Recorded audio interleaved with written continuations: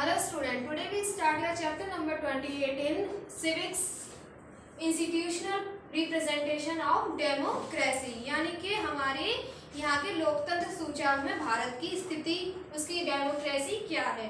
तो आप जानते हैं इंस्टीट्यूशनल रिप्रेजेंटेटिव डेमोक्रेसी हमारे यहाँ की कैसी है।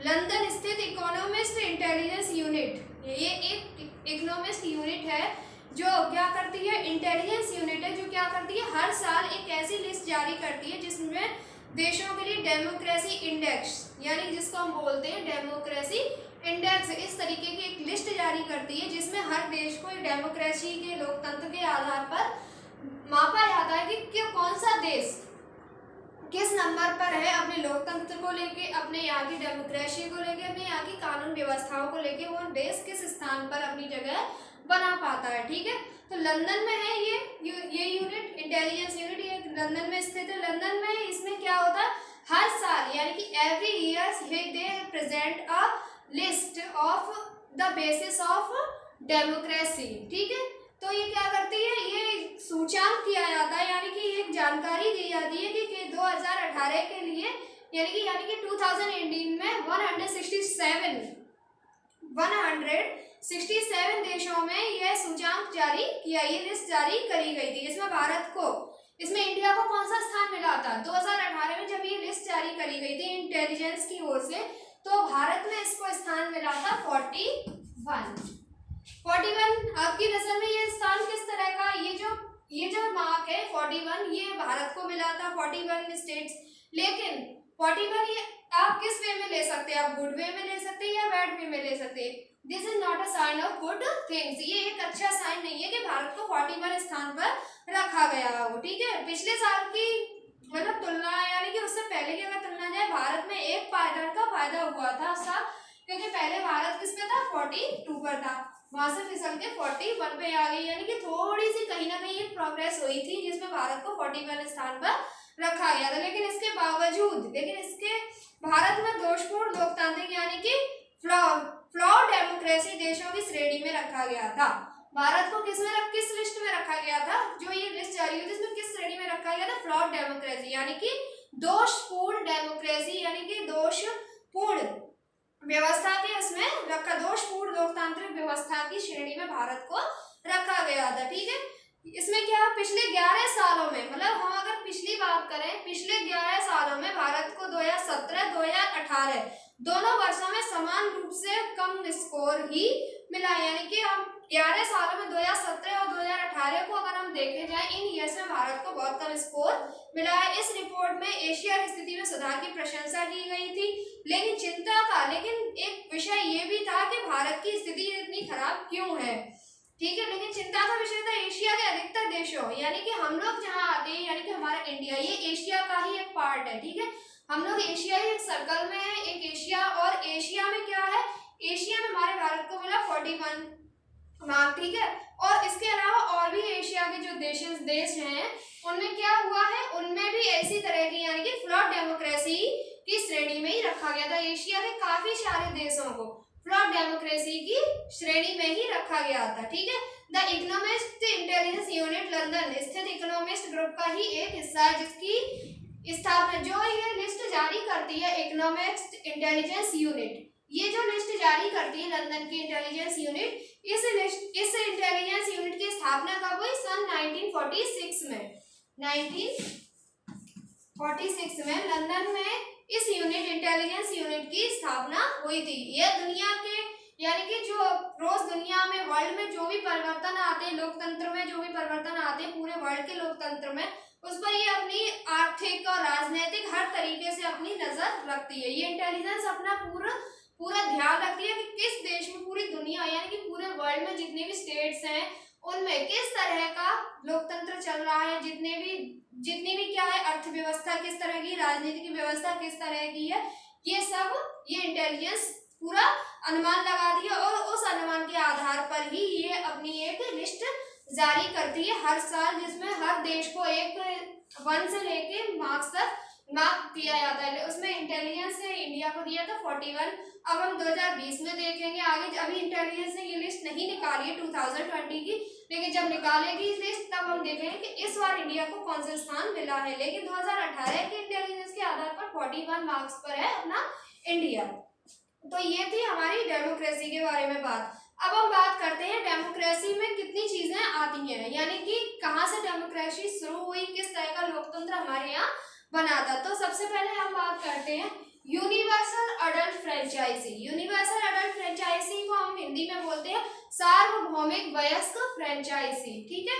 इसको ये इसकी हिंदी होती है यूनिवर्सल अडल्ट फ्रेंचाइजी। यूनिवर्सल का मतलब सार्वभौमिक, अडल्ट वयस्क फ्रेंचाइजी, ठीक है, ये इसकी हिंदी हो गई। इस फ्रेंचाइजी में क्या होता है, we have learn that the right to vote was not granted to all people in the past. इस फ्रेंचाइजी की शुरुआत कहाँ से हुई, इस फ्रेंचाइजी का मतलब क्या था, इस फ्रेंचाइजी को शुरू करने का अर्थ क्या था, ये सब हम इसी में जानेंगे। तो इसका अर्थ ये था कि जब हम पिछले यानी कि हम पास्ट ईयर्स में यानी कि पुराने समय में क्या होता था, जो हम वोट देते हैं, ये वोट देने का अधिकार किसको होता था, ये वोट देने का अधिकार आजकल क्या है, आजकल हर किसी को वोट देने का अधिकार है। अगर आप 18 के मार्क को टच करते हैं, as the you touch a mark of 18 in age, तो आप क्या कर सकते हैं, आप अपना वोट दे सकते हैं, 1 वोट 1 पर्सन, ठीक है। ये आपका अधिकार है, आज हर व्यक्ति का ये अधिकार, चाहे वो वुमेन हो, मैन हो या कोई भी बाइसेक्सुअल कोई भी हो, वो अपना वोट दे सकता है, ठीक है। लेकिन पिछले जमाने में क्या होता था, कुछ पहले के पास्ट ईयर्स में होता था कि हर किसी को वोट देने का अधिकार नहीं होता था, स्पेशली वुमेन्स को बिल्कुल नहीं होता था अधिकार, केवल उन लोगों को होता था जो क्या करते हैं, इनकम टैक्स यानी कि कर चुकाते थे, उन लोगों को वोट देने का अधिकार होता था, बाकी वुमेन्स को नहीं होता था। Only tax paying people and males, जो लोग कर चुकाते थे और जो पुरुष थे उनको ही केवल वोट देने का अधिकार था, इसमें वुमेन्स को वोट देने का अधिकार बिल्कुल भी नहीं था। This led to the emergence of the surface movement. इसी जो ये चीजें चल रही थी, इन्हीं चीजों से, इसी घटनाक्रम ने एक सफल मूवमेंट को जन्म दिया इन 19th एंड 20th सेंचुरी, यानी कि 19वीं सेंचुरी यानी कि 19th एंड 20th सेंचुरी में इस मूवमेंट को शुरू किया, इस सफल मूवमेंट को शुरू किया गया। और इस मूवमेंट के अंतर्गत क्या किया गया, ये डिमांड रखी गई कि voting rights for women, any citizen who has attended to age of 18 is allowed to vote in India representative of caste, created, gender और religion। यानी कि हर औरत को, यानी कि सभी वुमेन्स को, मेल्स हो चाहे फीमेल्स हो, कोई भी हो, चाहे वो किसी भी धर्म से हो, किसी भी सिटी से हो, किसी भी जेंडर को बिलोंग करते हो, उनको वोट देने का अधिकार होना चाहिए। ये इस मूवमेंट की, यानी कि इस मूवमेंट की ये मांग थी, सफल मूवमेंट की 19वीं 20वीं शताब्दी में जो शुरू किया गया था कि कोई भी, मैंने सभी औरतों को, और चाहे वो किसी भी रिलीजन से ताल्लुक रखते हैं, यानी किसी भी धर्म से, किसी भी जाति से, किसी भी स्टेट से, कहीं से भी हो, किसी, और चाहे उनका जेंडर कुछ भी हो, मेल फीमेल बाइसेक्सुअल कुछ भी जेंडर हो, उनको वोट देने का अधिकार होता था। This is called the universal adult franchise. और इस जो मूवमेंट की शुरुआत करी गई, जो ये डिमांड्स रखी गई, इसी मूवमेंट को हम बोलते हैं universal adult franchise. In India it is based on the concept of 1 man 1 vote, ठीक है। ये किस कॉन्सेप्ट पर, ये फ्रेंचाइजी, ये जो फ्रेंचाइजी थी, ये किस कॉन्सेप्ट पर आधारित थी, ये थी 1 मैन एंड 1 वोट, यानी कि 1 पर्सन 1 वोट। हम मैन भी नहीं इस चीज को बोल सकते, 1 पर्सन 1 वोट, यानी कि एक आदमी अपना एक वोट दे सकता है। आप जानते हैं हमारा वोट आजकल कितना कीमती होता है। जब इलेक्शंस आते हैं, आपने कहीं कहीं देखा होगा कि कुछ लोग वोट्स खरीदने के लिए लाखों रुपए तक खर्च करते हैं, लेकिन सिर्फ आपका एक वोट खरीदने के लिए, क्योंकि आज हमारे एक वोट की काफी ज्यादा अहमियत बन चुकी है। तो ये इसी कॉन्सेप्ट पर आधारित थी ये वाली फ्रेंचाइजी, यूनिवर्सल अडल्ट फ्रेंचाइजी, कि 1 पर्सन 1 वोट। अब हम बात करेंगे इलेक्शंस। सेकंड पॉइंट है हमारा इलेक्शन।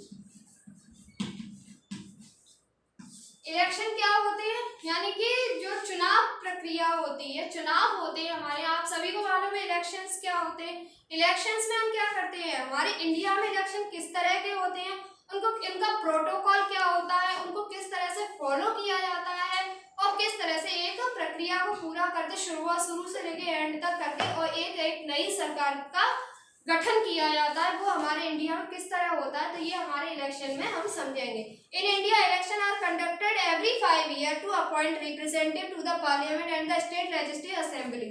हमारे इंडिया में क्या होता है, हर 5 साल में इलेक्शंस लड़े जाते हैं, यानी कि चुनाव प्रक्रिया शुरू हो जाती है हर 5 साल बाद, जो क्या करती है पार्लियामेंट के कुछ एम्प्लॉय में रिप्रेजेंट करती है और स्टेट लेजिस्लेटिव असेंबली को रिप्रेजेंट करती है to ensure free and fair election. और ये इलेक्शन फ्री हो, फेयर हो, यानी कि पूरी आज़ादी के साथ क्वालिफाई करे जाएं और फेयर हो, यानी कि इनमें किसी तरह का कोई भी घोटाला या किसी भी तरह का कोई भी चीट ना हो। इसके लिए ये ध्यान रखा जाता है कि इलेक्शन किस तरह से पूरे करवाने और किन लोगों की हमें इसमें जरूरत पड़ती है, तो इलेक्शन को करवाने की जरूरत पड़ती है। The election commissioner of India looks after the whole procedure. जो हमारे यहाँ इस इलेक्शन को जब शुरू करते हैं तो हमारे यहाँ कौन है इस चीज को शुरू करने के लिए, कौन इस चीज का पूरा प्रोसीजर देखता है, इलेक्शन कमीशन। इलेक्शन कमिश्नर जो होते हैं वो क्या करते हैं, इस पूरे प्रोसीजर को देखते हैं अपने अंडर में कि किस तरह से इस प्रोसीजर को थ्रो करना है, किस फॉलो करना है, ठीक है। It was set up 1950 as an autonomous constitutional body. ये 1950 में ये प्रक्रिया शुरू करी गई थी कि इलेक्शन कमिश्नर को अपॉइंट करना है। इसके बाद क्या है, द चीफ इलेक्शन कमिश्नर को अपॉइंट करना है। तो हमारे यहाँ क्या एक इलेक्शन कमिश्नर होता है और 2 चीफ इलेक्शन कमिश्नर्स होते हैं जो क्या करते हैं, ऑल द अपॉइंटेड प्रेसिडेंट। ये सारे जो मेंबर्स होते हैं election commissioner, chief election commissioner, ये सब क्या होते हैं, ये प्रेसिडेंट के द्वारा ही अपॉइंट करे जाते हैं हमारे इंडिया में। Period of every election, the ECI announce the date of election and the code of conduct to the followed by all political parties। ये क्या करते हैं, जो ECI होते हैं ये क्या करते हैं, ये हमारी जो भी पार्टीज होती हैं जो इलेक्शन लड़ती हैं, जो चुनावी प्रक्रिया में भाग लेती हैं, उन पार्टीज को क्या करते हैं, डेट अनाउंस करते हैं और हर एक पार्टी को अपना अलग अलग एक कोड भी देते हैं जिसके जरिए जो वो पार्टियां अपने इलेक्शन प्रक्रिया में फॉलो करती हैं। It also announce the result of the election and also submit A list of the successful candidate. और जब इलेक्शन कंप्लीट हो जाते हैं उसके बाद क्या करती है, ये एक लिस्ट सबमिट करती हैं, सक्सेसफुल कैंडिडेट्स की लिस्ट बनती है। जो लोग जिस क्षेत्र से जीतते हैं उनको उनकी एक लिस्ट बनाकर सबमिट करती हैं। और क्या करती हैं, the EC also prepare the vote list for election each election. EC क्या कहती है, वोटर लिस्ट। हम लोग जैसे कि हम आम जनता होती है, आपने देखा होगा कि जब भी हमारे इंडिया में जब इलेक्शंस आते हैं, आप देखेंगे हर 5 साल बाद इलेक्शन होते ही है। आप गांव में भी आपने देखा होगा जो आपके यहाँ प्रधानी के इलेक्शंस लड़े जाते हैं गांव में, जो लोग गांव से बिलोंग करते हैं, और शहर में आप देखते हैं MLA के इलेक्शन लड़े जाते हैं और नगर पालिका में सदस्य मेंबरशिप के इलेक्शन लड़े जाते हैं। ये सब जब इलेक्शन होते हैं तो क्या होता है, इससे पहले जनगणना होती है, हमारे वोटर्स हमारे वोट बनते हैं, क्योंकि हर साल बहुत से लोग 18 एज को क्रॉस करते हैं। अब ऐसा तो नहीं है कि एक बार आपका वोट बन गया बस अब वोट बनने ही नहीं है, ऐसा तो नहीं हो सकता। इस प्रोसीजर को तो हम फॉलो नहीं कर सकते क्योंकि हर साल कोई काफी ज्यादा संख्या में लोग 18 एज को क्रॉस करते हैं और जब वो 18 का मार्क टच करते हैं तो उनका अधिकार बन जाता है कि वो भी अपना वोट दें। तो इसके लिए हर साल जब भी इलेक्शन आते हैं उससे कुछ महीनों पहले से गणना शुरू हो जाती है कि हमें वोटर लिस्ट में कौन कौन से नाम और ऐड करने चाहिए, कौन कौन ऐसा जो 18 मार्क्स को टच कर चुका है। तो ये गणना होने के साथ साथ क्या होता है, 18 मार्क टच होता है तो उनका एक लिस्ट बनती है और वो लिस्ट ECI को सबमिट करी जाती है। EC उस वोटर लिस्ट के आधार पर आपको वोटर ID प्रोवाइड करते हैं जिसके जरिए आप अपना वोट देते हैं जब भी इलेक्शंस होते हैं। The first contain the name of the all the citizen who are eligible to vote. सबसे पहले जरूरी होता है कि जिस भी इंसान का वोट बनना है वो किस सिटी से है, मतलब किस देश से ताल्लुक रखता है, यानी कि वो हमारे यहाँ का सिटीजन होना चाहिए। Then the commission issue the photo identity card which are to be product to cast their vote. Secret ballot vote for each voter is confidential. उसके बाद क्या होता है, हमें एक वोटर ID, जैसा कि मैंने भी बताया था कि आपको एक वोटर ID प्रोवाइड करी जाती है जिसमें आपका एक फोटो लगा हुआ होता है।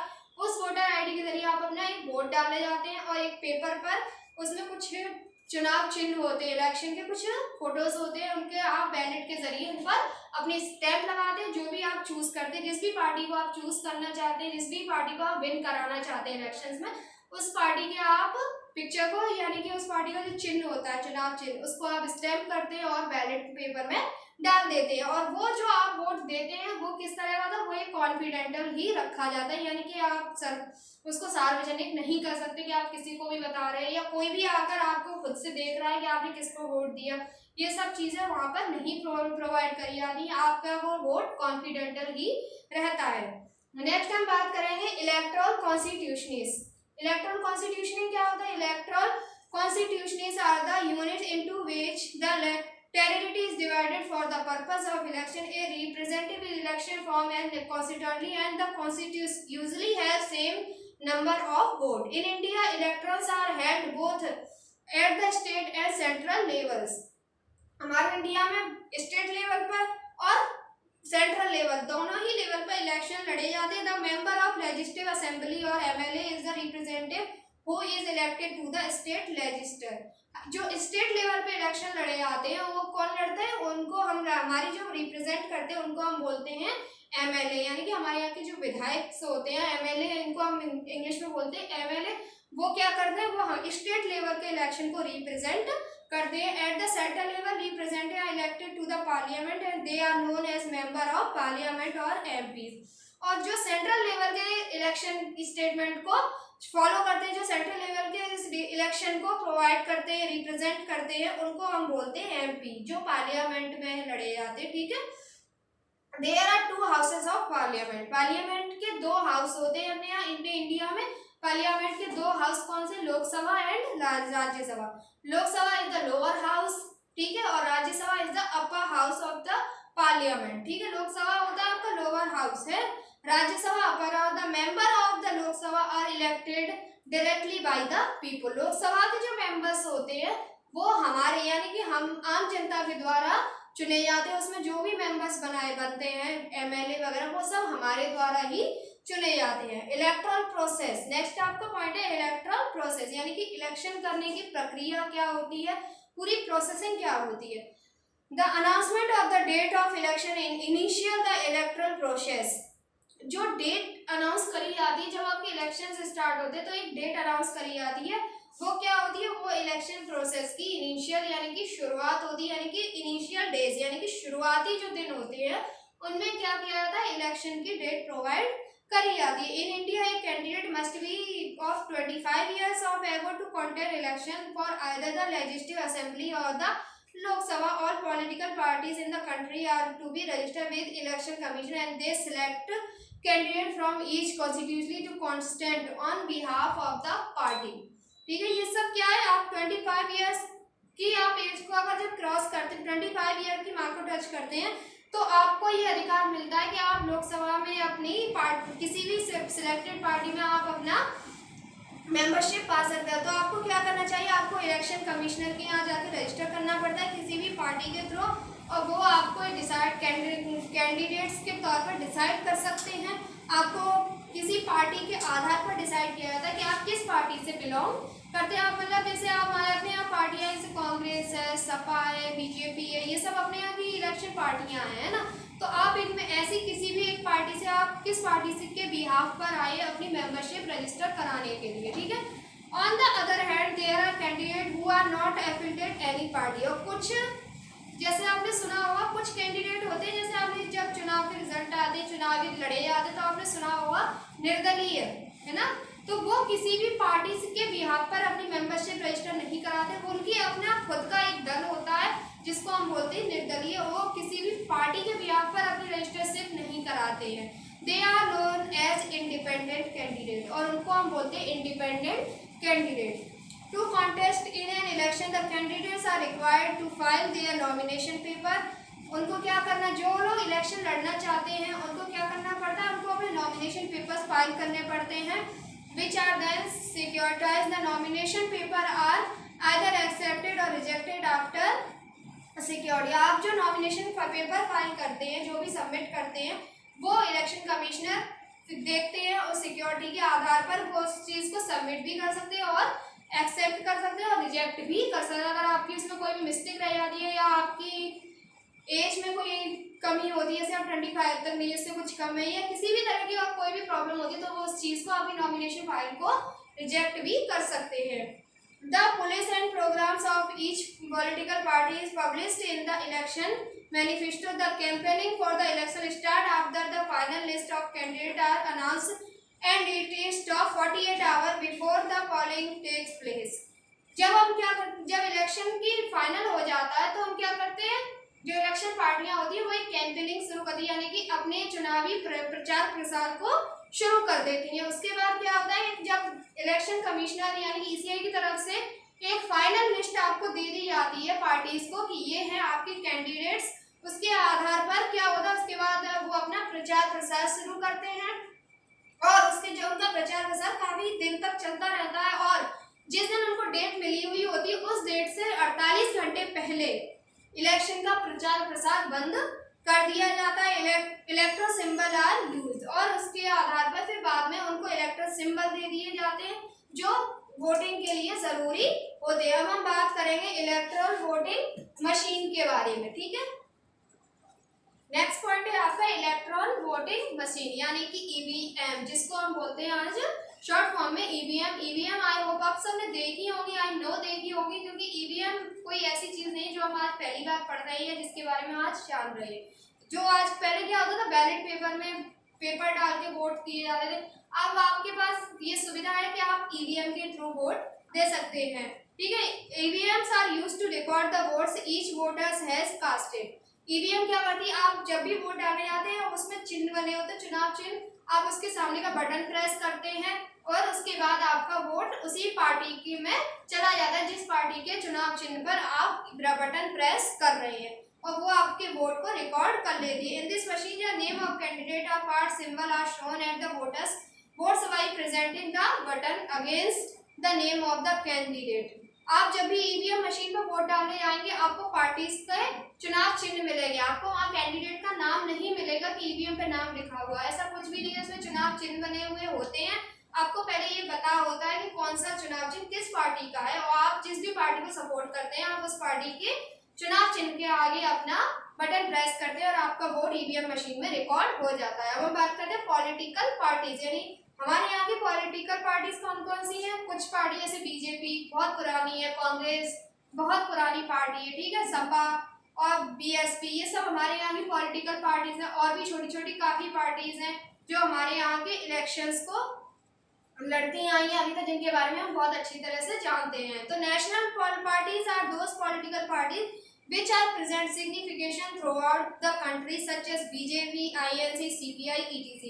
कुछ होती है नेशनल यानी कि राष्ट्रीय लेवल की पार्टीज होती हैं जो क्या करती हैं, पॉलिटिकल पार्टीज जो पूरी कंट्री से इलेक्शन को लड़ती हैं। जैसे कि बीजेपी अपनी इंडिया कंट्री है पूरी, अपने इंडिया में वो हर जगह से बीजेपी अपने कैंडिडेट्स को खड़ा कर सकती है इलेक्शन के लिए, ठीक है।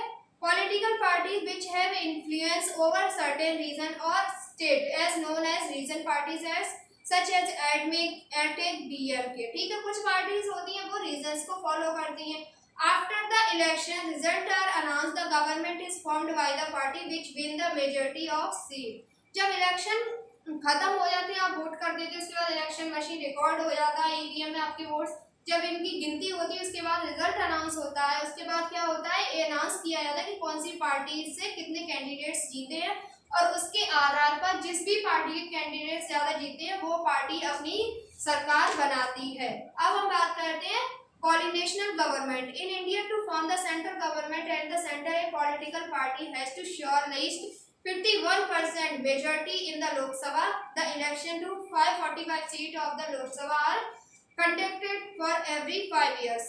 545 सीटें every 5 years लोकसभा में कैंडिडेट्स को प्रोवाइड करी जाती हैं। However, if none of the political parties secure absolute majority, the government can be formed by an alliance or coalition of 2 or more different political parties. ये क्या है, इसमें 545 सीटें हर 5 साल बाद प्रोवाइड करी जाती है मेंबरशिप को, जिनके आधार पर इलेक्शंस होते हैं और उन इलेक्शंस में जिस भी पार्टी से कैंडिडेट ज्यादा जीतते हैं वो पार्टी अपनी सरकार बनाती है। तो हमारे इंडिया की पूरी इलेक्शन प्रोसेस यही होती है।